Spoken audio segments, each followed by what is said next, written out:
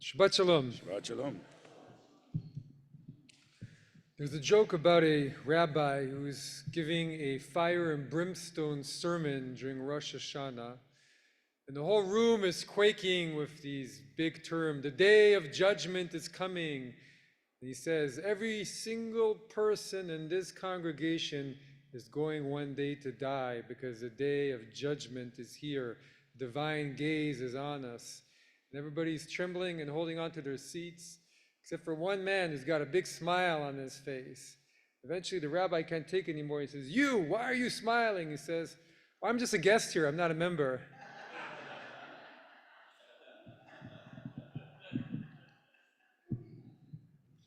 But it's a joke that tells us a little bit about how seriously Jews do take the new year. Just a few days ago, I was asking the kids in the junior congregation, what's the difference between the secular New Year and the Jewish New Year? Well, in the Jewish New Year, we spend a lot of time inside this room. We have a prayer book only for those days. We reflect. And yeah, we do also have apples and honey, and we have some sweetness to it too. We don't let off fireworks, we blow the shofar. It's a different kind of endeavor. And really, it's a holy day.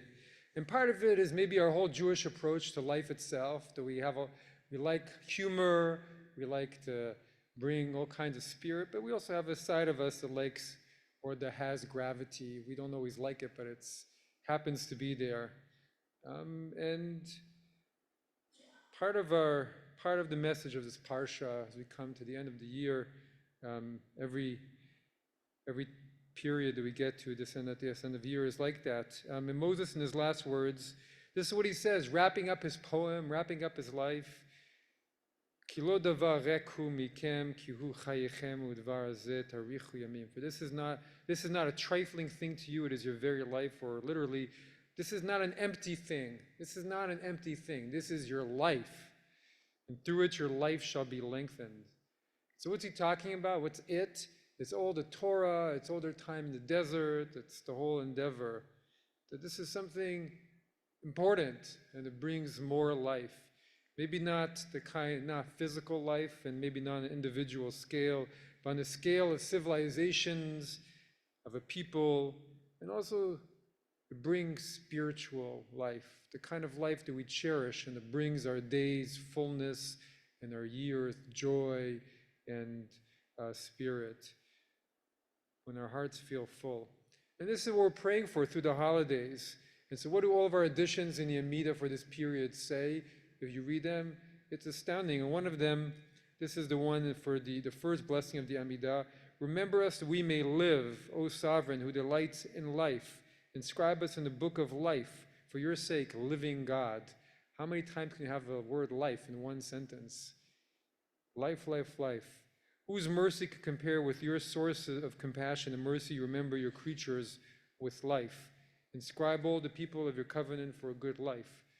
So what does this life mean?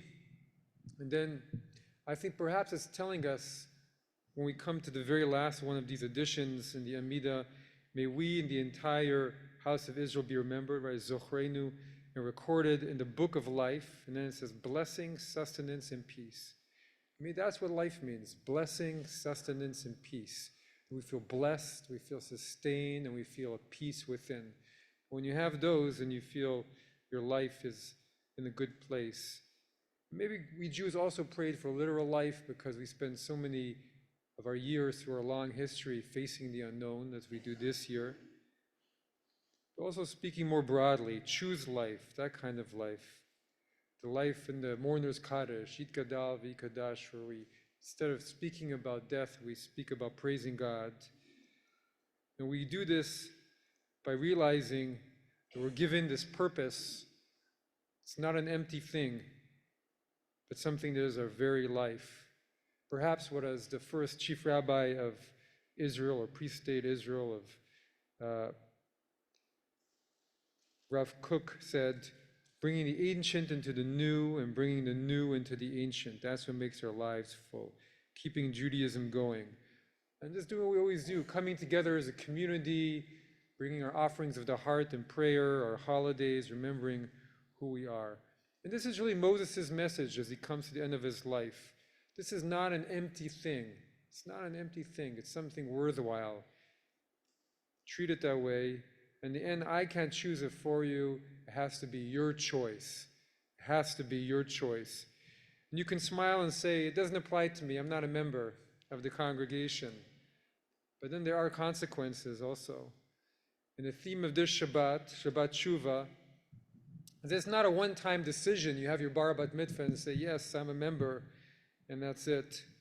But the theme of this tshuva is that you have to keep going back to that decision, that this is not an empty thing. It's important. I want to lead a full life. So we have to revisit it. We have to re-engrave it in our heart. We have to return again and again in an ever deeper way. And it doesn't always mean we have to become more and more observant, but to show our devotion to our people, to our God, however we understand God. And all that, how we do all of this is unique to each one of us in our own heart. The story of Rabbi Yitzchak of Berdichev. In the town of Berdichev, there was a proud, self-acclaimed atheist who shared with everyone who listens his problems with a cruel and uncaring God. And so one day the great master, Rabbi Levi Yitzchak, approached him. And after the atheist vociferously explained why he doesn't believe in God, Rabbi Levi Yitzchak turned to him and said, you know, the God you don't believe in, I don't believe in him either.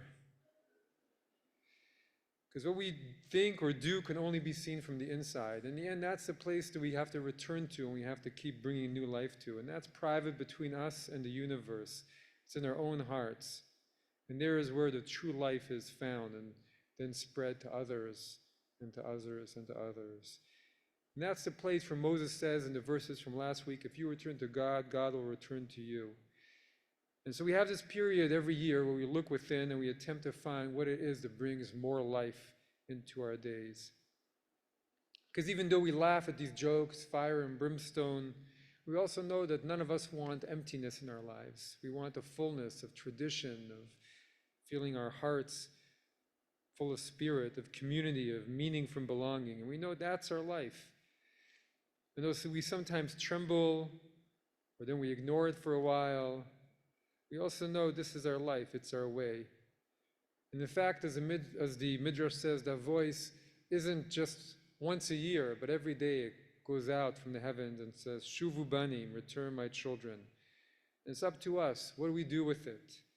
And as the Haftarah said, it's not about climbing some high mountains. The Haftarah says the paths of God are smooth.